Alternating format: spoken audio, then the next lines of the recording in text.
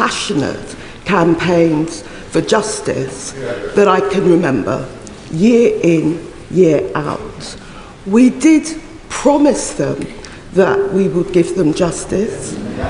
I understand the issue about the cost, but does the Prime Minister really understand how let down Waspi women feel today? Concern, of course I do.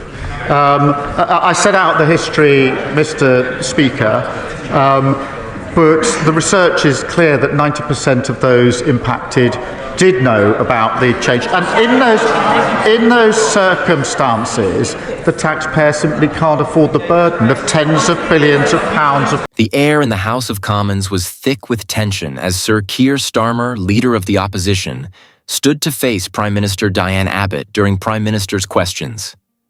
The subject that dominated the exchange wasn't the economy's broader trajectory or the ongoing debates around the NHS. It was a question that had long been simmering, an issue deeply personal to millions, the plight of the Women Against State Pension Inequality WASPI campaigners. Starmer's words struck a chord, but not in the way many had hoped. WASPI compensation is simply not affordable, he declared, his tone resolute yet laced with the weight of political pragmatism. Gasps rippled through the chamber, and the faces of many MPs betrayed shock, disappointment, and anger. It wasn't just another political line. It was a statement that carried profound implications for a generation of women who felt betrayed by the system. For years, the WASPI campaign had highlighted the hardships faced by women born in the 1950s, who had seen their state pension age rise without adequate notice.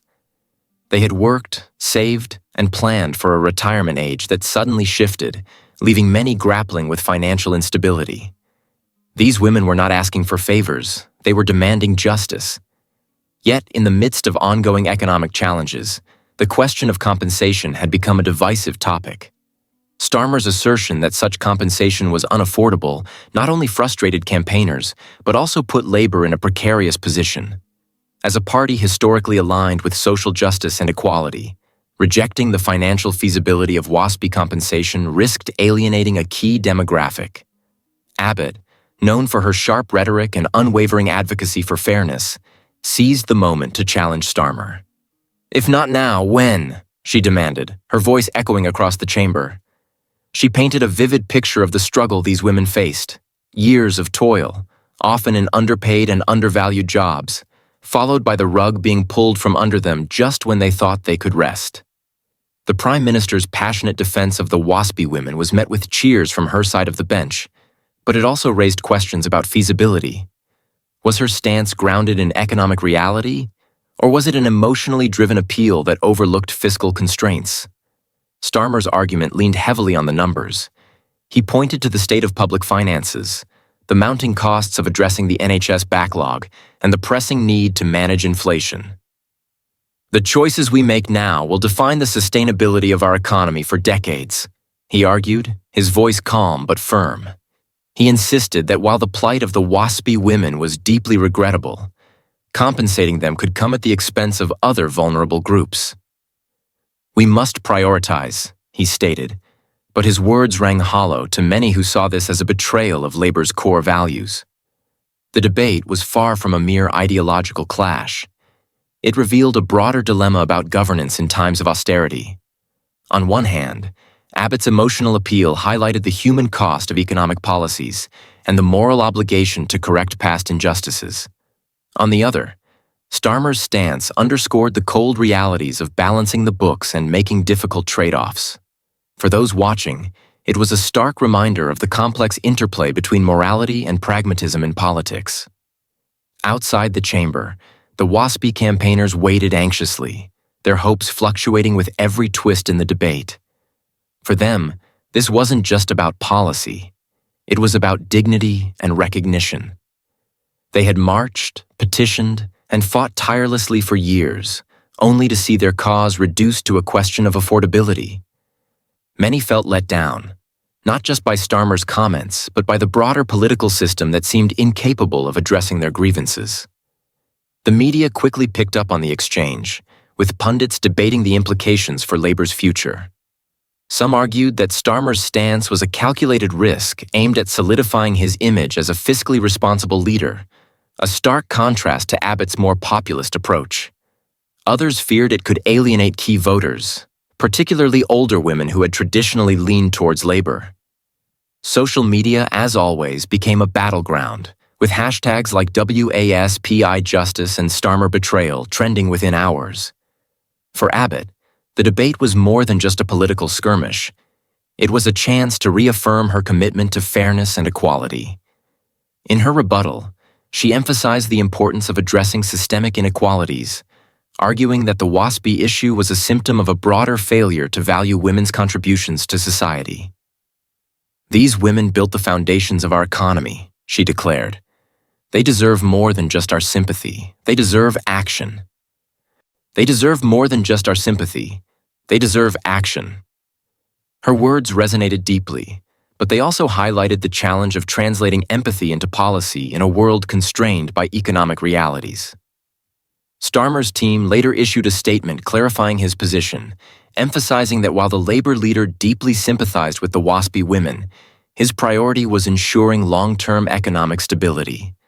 The statement cited independent reports estimating the cost of compensation at billions of pounds, arguing that such an expenditure would require either tax increases or cuts to other critical services. "It's not about whether we care," the statement read. "It's about what we can realistically deliver." The fallout from the exchange was immediate and widespread.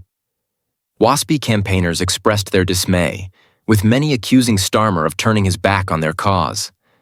Advocacy groups warned that the Labour Party risked losing the trust of older voters, a demographic already disillusioned by years of political inaction. Within Labour ranks, the debate sparked tensions between those who supported Starmer's pragmatic approach and those who felt the party was losing its moral compass. As the day drew to a close, the Waspi campaigners left Westminster, their spirits dampened but their resolve unbroken. They had seen setbacks before, and they were prepared to keep fighting. For them, the debate was a reminder of the uphill battle they faced, not just against economic constraints, but against a political system that often prioritized numbers over people. In the weeks that followed, the issue continued to dominate headlines and political discussions. Starmer's comments became a focal point in debates about Labour's identity and future direction. For some, his stance represented a necessary evolution towards fiscal responsibility. For others, it was a betrayal of the party's founding principles.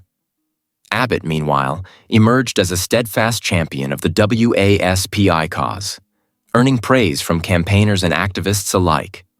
The Waspi debate, while centered on a specific issue, revealed broader tensions within British politics, a clash between empathy and pragmatism, between addressing historical injustices and managing contemporary challenges.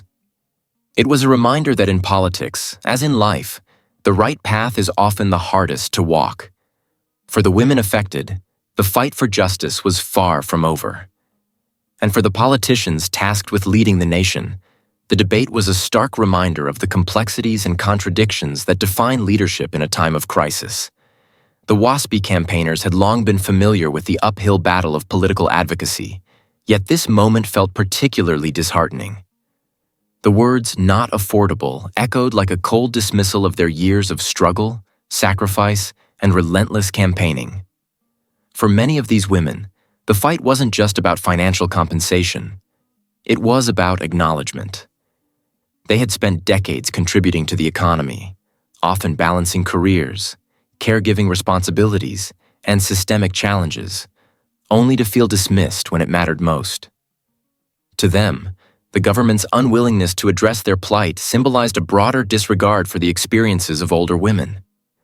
The emotional weight of the debate wasn't lost on the public. Letters to newspapers, phone-ins on radio shows, and social media threads exploded with heated commentary.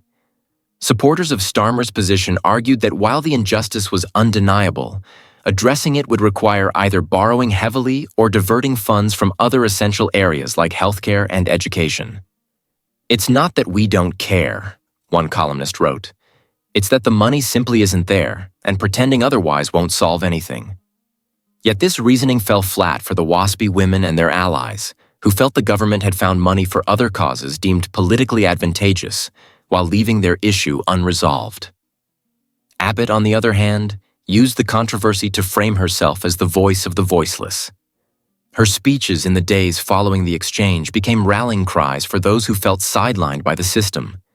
She highlighted stories of women forced to sell their homes, rely on food banks, or take on physically demanding jobs well into their 60s, examples that underscored the tangible human cost of the state pension age changes. "This is not an abstract policy issue," she said during a public rally. "It is a betrayal that has real devastating consequences for real people." Critics of Starmer's approach argued that his stance risked being perceived as detached and technocratic, undermining Labour's historic commitment to social justice.